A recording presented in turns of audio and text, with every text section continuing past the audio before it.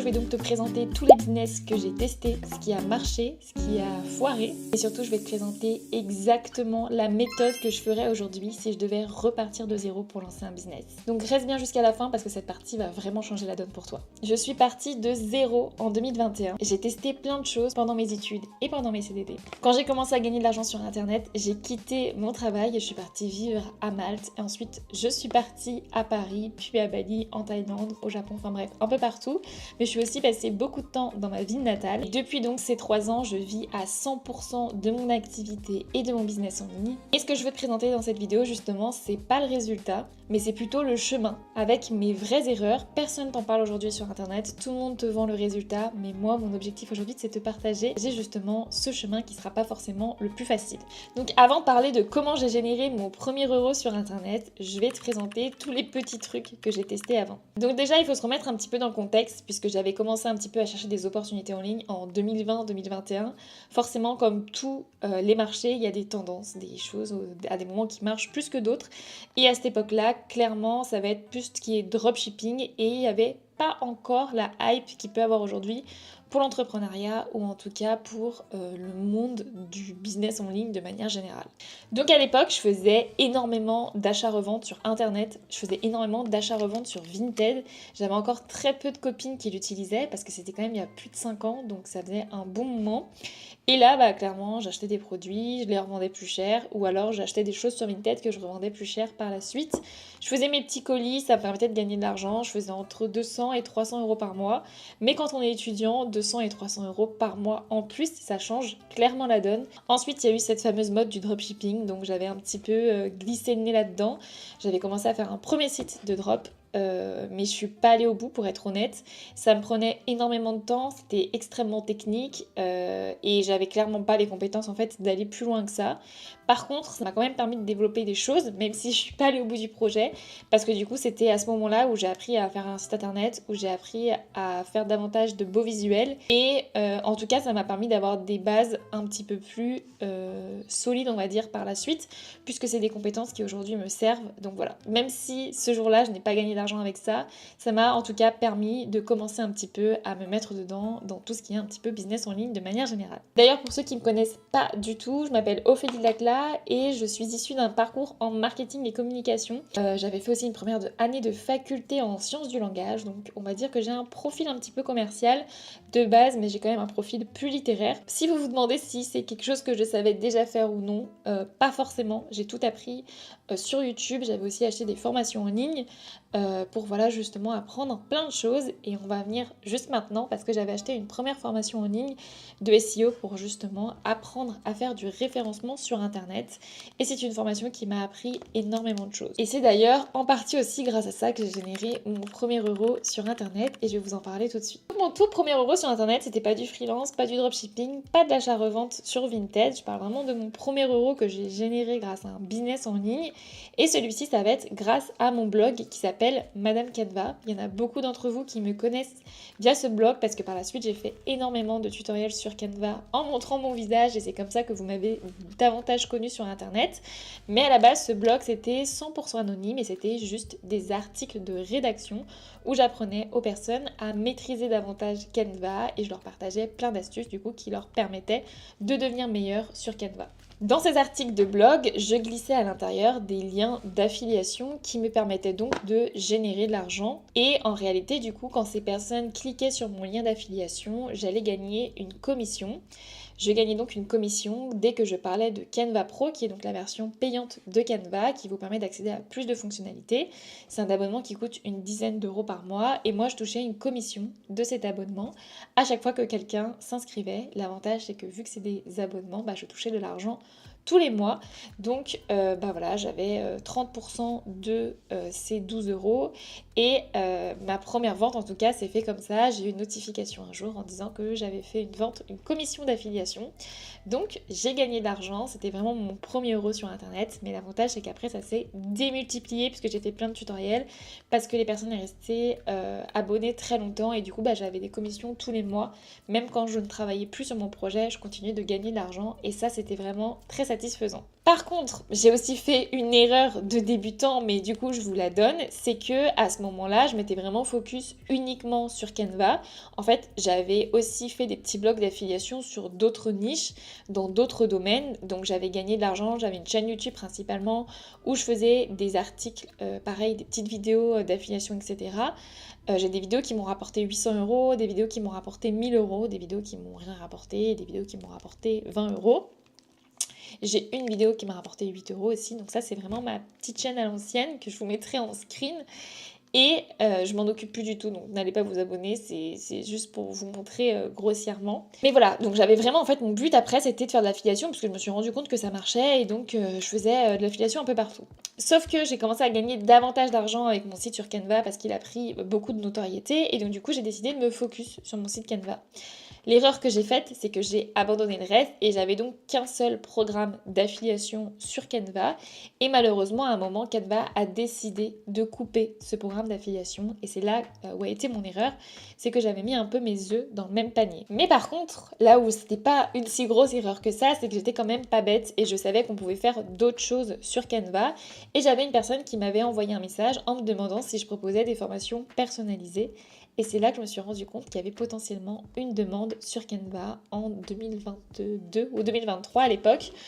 De me dire bon bah peut-être qu'on peut faire quelque chose avec ça. Donc j'ai fait ma première formation, d'ailleurs c'était pour l'électricité en Guinée, donc première formation qui était même internationale, plutôt incroyable. Et là ça a été le début de quelque chose de très gros et c'est ce dont je vais vous parler juste maintenant. Proposer justement une formation Canva à davantage de personnes et que je puisse aussi synthétiser tout ce que je connaissais à l'intérieur. Pour le coup j'avais des compétences dans le domaine puisque je faisais du marketing et de la communication depuis très longtemps, que j'utilisais Canva depuis 2013, que c'était une passion pour moi et c'est pour ça que j'avais fait un blog là-dessus parce que j'adorais passer mon temps sur Canva alors que c'était pas forcément mon métier de base mais vraiment c'était quelque chose que j'aimais beaucoup et j'avais du coup énormément de compétences et j'étais devenue vraiment très forte sur Canva à ce moment-là. Du coup, j'ai créé ma formation Canva, j'y connaissais rien, j'ai lancé ma formation, je me suis formée en marketing, en tunnel de vente, en campagne d'emailing, en newsletter pour pouvoir promouvoir tout ça derrière ma formation, créer une base d'email, créer une base de clients, etc. Et là, j'ai sorti mon premier tutoriel sur Canva, j'ai décidé de montrer mon visage et naïvement, je pensais que il y avait peu de personnes qui allaient le regarder, entre guillemets. Que j'allais avoir peu de visibilité. Enfin voilà, je me suis pas imaginé avoir le succès que ça a eu, pour être totalement honnête. Et en réalité, je me suis retrouvée à être plutôt connue dans le milieu, puisqu'après, je suis même été invitée par la suite à un événement Canva. Et il y a quelqu'un qui m'a reconnue et qui savait que je faisais des vidéos. Donc franchement, ça a été un peu un choc, mais je me suis aussi rendu compte que ça devenait concret et que j'avais clairement peut-être ma place dans ce domaine-là. Et c'est ça aussi qui m'a beaucoup aidée. Mais en tout cas, mon produit digital m'a permis d'avoir des revenus qui sont passifs, puisque même quand je faisais autre chose, même quand je continuais de travailler, etc., je pouvais vendre des formations en e-learning quand je dormais, quand je faisais autre chose. Donc voilà, la première fois que j'ai vendu ma formation en ligne, c'était 4 mois après avoir lancé mon business, donc ça allait très très très vite. J'ai fait une première vente à 297 €. Voilà, franchement, pour être très honnête, j'ai pleuré ce jour-là parce que je me suis rendu compte en fait que c'était vraiment possible de gagner de l'argent sur internet. Il y a beaucoup de personnes qui nous le disent, on voit beaucoup de personnes le faire sur les réseaux sociaux. Il y a aussi beaucoup de personnes qui mentent pour connaître beaucoup de personnes. Pour avoir fréquenté beaucoup de personnes dans ce domaine, je vous assure qu'il y a aussi beaucoup de menteurs et c'est comme dans tout en tout cas, il y a du bon et du mauvais. Mais moi qui aime le concret, le fait que ça me soit arrivé à moi m'a prouvé que c'était possible. Et il m'a prouvé que peut-être je pouvais faire quelque chose de ça. Donc voilà, j'ai fini par créer un produit digital puisqu'entre guillemets on me l'a demandé. Je me suis formée, je l'ai fait et la machine était lancée. Du coup à ce moment-là, mes revenus dépendaient plus de l'affiliation puisque je me suis focus sur mon produit digital. Mais je suis tombée dans une troisième étape dans le business en ligne qui va être le freelancing. Puisqu'à ce moment-là, je me suis mise à vendre mon temps et mes compétences. Et c'est là que j'ai commencé à creuser un trou et que plus le temps passait, plus je me suis enfoncée dans mes problèmes. J'ai vendu mes compétences. Donc concrètement, qu'est-ce que je faisais? Je faisais soit des créations Canva que je revendais à des personnes qui avaient besoin d'un logo, de quelque chose pour un événement, d'un CV ou autre. Donc je faisais plein de petites prestations que je revendais. problématique, je m'épuisais puisque je vendais ça pas si cher que ça, je vendais mon temps, il fallait que je fasse des devis, des factures et je perdais plus de temps à communiquer et à faire l'administratif qui a vraiment créé et c'était devenu instable. Deuxième chose que j'ai faite, c'est que je me suis mise à faire de la formation pour des grosses sociétés, pour des gros groupes, mais aussi pour des prestataires et des indépendants en coaching. Donc ça me plaisait énormément et ça me plaît toujours de faire du coaching en visio avec des indépendants et des groupes, etc. Évidemment, moins de me déplacer dans des gros groupes parce que c'est beaucoup plus contraignant pour moi de me déplacer physiquement et ça me prend du place dans mon emploi du temps. Et quand on a l'habitude d'être libre géographiquement, ça devient un petit peu plus compliqué de regrouper tous ces éléments-là. Donc là, j'ai commencé à vendre mes compétences, à faire beaucoup donc, de freelancing, de consulting et de formation, en plus de mes produits digitaux et en plus de l'affiliation, puisqu'à un moment donné, je ne sais pas pourquoi, Canva a décidé de réouvrir son programme d'affiliation partenaire. Je vous avais fait une vidéo à ce sujet-là il y a quelques années. Et donc du coup, j'ai pu refaire un petit peu d'affiliation sur Canva quelques années après du coup que ce projet s'était arrêté. Pour rappel, à ce moment-là, je vivais déjà clairement de mon activité et j'étais déjà en train de me balader dans les quatre coins du monde et de profiter de ma vie puisque j'étais très heureuse de faire ce que je faisais. J'étais devenue Madame Canva et je prenais un plaisir fou à lancer mon activité. Sauf que je me suis mis dans un engrenage pas très sympa. Qu'est-ce qui s'est passé? C'est qu'ensuite j'ai pris beaucoup de plaisir à faire de la prestation de service. Et service, je parlais à énormément d'indépendants, d'entrepreneurs, etc. Et je me suis rendu compte en fait que quand je les aidais sur Canva à faire des visuels pour les mails, à faire des visuels pour les réseaux sociaux, qu'il y avait aussi d'autres problématiques. C'était dans leur stratégie marketing, dans le fait de chercher des clients, dans le fait de savoir se générer des revenus passifs pour éviter justement de vendre trop son temps et de dépendre de tous ces devis, etc.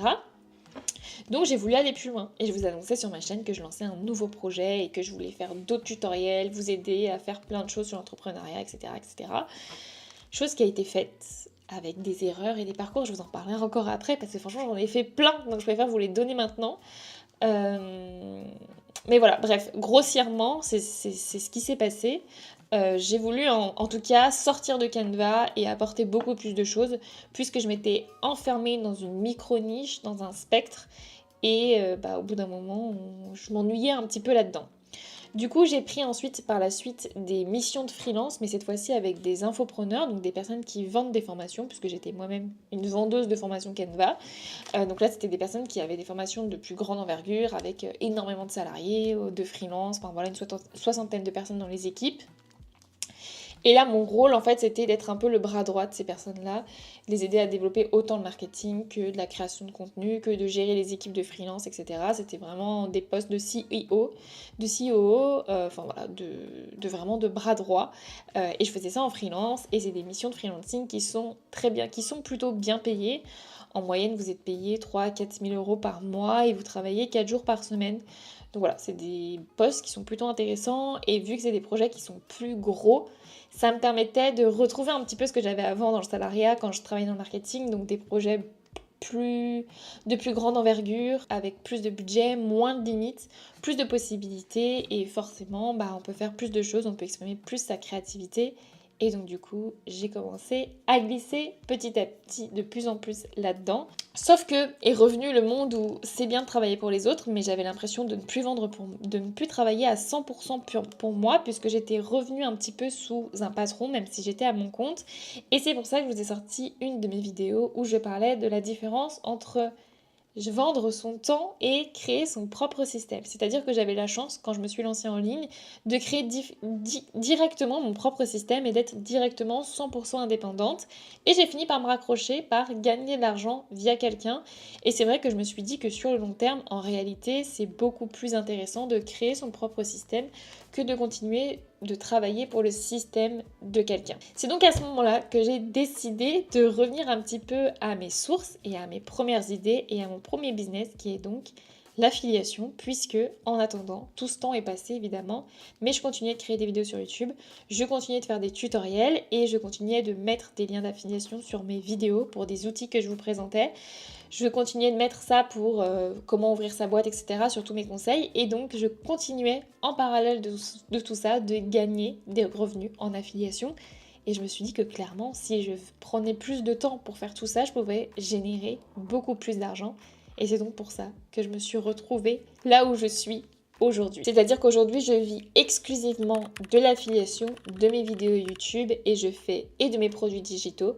Je fais que ça puisque ça me permet d'avoir mon propre système, d'être 100% indépendante et surtout, j'ai pas de SAV à gérer, j'ai pas de stock à gérer, j'ai pas de clients à gérer, j'ai pas de patron à gérer, j'ai pas d'heures à suivre, je fais vraiment ce que je veux quand je veux, sans contrainte et c'est pour ça que pour moi aujourd'hui, j'ai réalisé en tout cas que le meilleur business model pour moi en tout cas, c'est l'affiliation. Dans cette vidéo, je te parle énormément d'affiliation, mais c'est vrai que je t'ai pas expliqué ce que c'est, donc je vais te clarifier ça pour que ce soit plus clair pour toi. L'affiliation, c'est très simple. Ton rôle est de recommander un produit ou un service à une personne. Si une personne achète ce produit via ton lien d'affiliation, tu vas gagner de l'argent. La marque a généré une vente grâce à toi, donc pour te remercier, elle te reverse une commission. C'est un business qui existe depuis les années 90 sur internet, il existe depuis toujours. TikTok Shop s'est sorti en 2025 et clairement le business model c'est de l'affiliation. Les personnes créent des vidéos sur TikTok pour te recommander un produit et quand tu achètes le produit sur TikTok Shop, elles vont toucher une commission. Donc l'avantage de l'affiliation, c'est comme tu l'as compris, c'est pas une mode, c'est pas une tendance, c'est quelque chose qui existe depuis des années et qui dure dans le temps. Tu as plein d'avantages avec l'affiliation, c'est que tu n'as pas besoin de gérer de stock, tu n'as pas besoin de créer de produits, tu n'as pas besoin de faire du service client, tu n'as pas besoin d'avoir une idée, etc. Donc ça te permet vraiment de te lancer super facilement puisque tu n'as pas de coût au démarrage. Et un autre avantage de l'affiliation, c'est que tu peux faire ça dans le domaine que tu veux. Moi, par exemple, je l'ai fait sur Canva, mais tu peux le faire dans le bricolage, dans la mode, dans la cuisine, dans la santé. Bref, il y a vraiment énormément de possibilités en affiliation, puisque toutes les grandes marques proposent des produits et des services en affiliation. La Redoute, Darty, Cézanne, ou même des plus petites structures comme moi qui peuvent te proposer de l'affiliation dans des formations Canva, par exemple. Si tu veux en savoir plus ou que c'est quelque chose qui t'intéresse, je t'ai mis en lien en barre d'infos où je t'apprends concrètement comment générer de l'argent avec l'affiliation. Alors maintenant que je t'ai parlé de mon parcours, de mes erreurs, de ce que j'ai fait de bien et de mal, je vais t'expliquer ce que je ferais si demain je perds tout, si je dois recommencer de zéro et si j'ai seulement 2 heures par jour à y consacrer puisque c'était le temps que j'y consacrais avant, c'est-à-dire 4-6 heures par semaine grand maximum. Alors comment on se lance concrètement dans l'affiliation? Voici ton plan d'action en quelques étapes. Première chose que tu dois faire, c'est trouver une niche. Attention, pourquoi? Parce que si tu fais de l'affiliation comme j'ai pu le faire sur ma première chaîne YouTube où tu parles de tout et de rien, on va pas trop savoir qui tu es, tu vas te diluer, tu vas partir dans tous les sens, donc c'est pas la solution. Par contre, tu dois pas faire la deuxième erreur que j'ai faite, c'est-à-dire de trop t'enfermer dans une niche trop petite, parce que sinon ça va être l'effet inverse, tu vas te retrouver coincé au bout d'un moment, comme je l'ai été.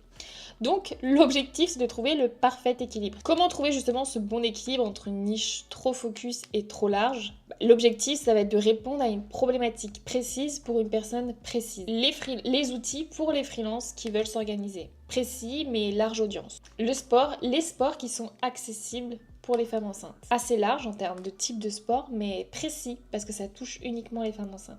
Et énormément de produits à recommander. Parce que ça peut être des compléments alimentaires sportifs, parce que ça peut être des activités sportives dans des clubs, parce que ça peut être des vêtements de sport, parce que ça peut être des types d'exercices, donc des coachings sportifs, des prestations, etc. Il y a énormément de choses à recommander. Apprendre à gagner de l'argent en ligne. C'est ma niche, c'est moi aujourd'hui. Je vous aide à gagner de l'argent en ligne via des outils, via des tutoriels, via des prestations, via des formations, à apprendre à créer votre micro-entreprise, etc., etc. Ça, c'est ma niche. Parce que je me suis défocus et justement, je vous propose davantage de contenu. L'étape numéro 2, une fois que tu auras trouvé ta niche, ça va être de trouver donc des programmes d'affiliation. Il va donc falloir que tu fasses une sélection de produits et de services à promouvoir et que tu rejoignes des programmes d'affiliation dans ta niche. Donc si par exemple, je reste dans mon domaine du sport, je vais rejoindre des programmes d'affiliation de sport. Et là, l'objectif, ça va être que tu fasses vraiment une bonne sélection de produits qui est toujours en lien avec ta niche et surtout que tu en cherches plusieurs. Ne fais pas la même erreur que moi que j'ai pu faire auparavant. La troisième étape, ça va être de créer du contenu qui va être evergreen. Ça, c'est super important. Je vous en parle dans mes vidéos quand vous scrollez sur les réseaux sociaux. Et la troisième étape, ça va être de créer du contenu pour apporter de la valeur.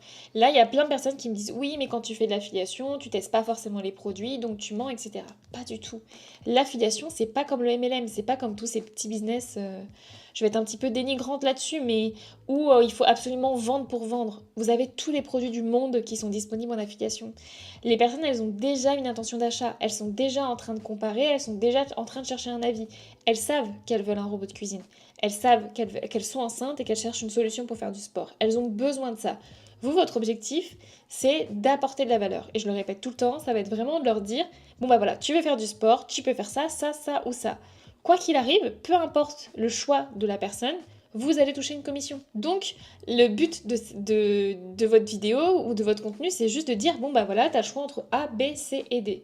C'est comme si vous avez un restaurant, que la personne, elle vient dans votre restaurant pour manger, et que peu importe le plat qu'elle prenne, vous allez toucher de l'argent. Vous n'avez pas besoin de batailler pour lui dire que la purée est meilleure que les frites.